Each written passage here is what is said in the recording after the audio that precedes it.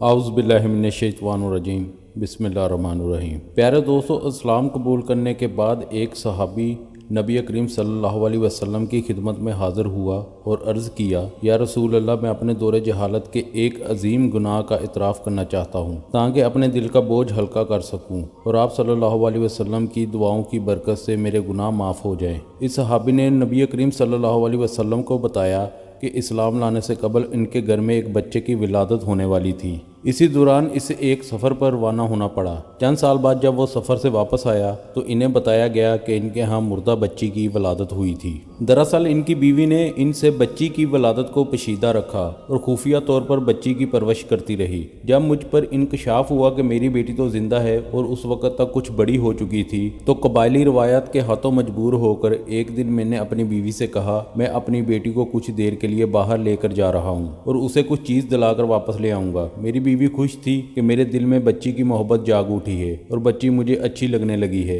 मेरी बीवी ने इस बच्ची को तैयार किया और मेरे साथ भेज दिया। वो मेरा हाथ थामे हुए मेरे साथ जा रही थी। रास्ते में वो मुझसे बड़ी प्यारी प्यारी बातें कर रही थी। उसकी मासूम बातों से मेरे दिल में रहम आ गया, लेकिन फिर मुझे एहसास हुआ कि कबायली सरदार मुझे बेगैरत कहेंगे, इसलिए कबायली रवायत मेरे रहम पर गालब आ गई। मैं इस बच्ची को एक वीरान जगह पर ले गया और गड़ा खोदना शुरू कर दिया। मुझ पर पसीने का शराबूर देखकर बच्ची ने मुझसे कहा, अबू आप छाँव में आ जाएं, आपको धूप लग रही है। गड़ा खोदते हुए जब रेत और मिट्टी मेरे माथे पर लग गई तो इस बच्ची ने अपने दुपट्टे के पल्लू से इस मिट्टी को साफ किया। वो मुझे बड़ी मोहब्बत से देख रही थी। इसे एहसास तक न था कि मैं इसके साथ क्या सलूक करने वाला हूँ। सहाबी जब अपनी ये दास्तान सुना रहे थे तो नबी करीम सल्लल्लाहु अलैहि वसल्लम की आंखों से आंसू जारी हो गए। सहाबी ने यह किस्सा जारी रखते हुए जब ये कहा, मैं जब गड़ा खो चुका था तो मैंने अपनी ही बच्ची को इस गड्ढे में धकेल दिया और गड्ढे में वो मुझे अब्बा अब्बा कहकर पुकारती रही। तो नबी करीम सल्लल्लाहु अलैहि वसल्लम ने यह सब सुनने के बाद आह भरी हुई आवाज में कहा, बस करो, खुदा के लिए रुक जाओ, मुझ में मजीद सुनने की ताब नहीं है। तो सहाबियों ने देखा कि कायनात की सबसे अजीम हस्ती की दाढ़ी मुबारक आंसुओं से तर हो चुकी है और हुजूर अकरम सल्लल्लाहु अलैहि वसल्लम के मुबारक चेहरे पर करब और गम के शदीद आसार हैं और रोने से इनकी आंखें मुबारक सुर्ख हो चुकी हैं। तो आप सल्लल्लाहु अलैहि वसल्लम ने इस सहाबी से फरमाया कि कलमा पढ़ने के बाद अल्लाह ताला ने तुम्हारे तमाम पिछले गुनाह माफ कर दिए हैं। लेकिन इस बच्ची के साथ होने वाली सलूक की कहानी इतनी दर्दनाक है कि दोबारा इसे मेरे सामने न दोहराना।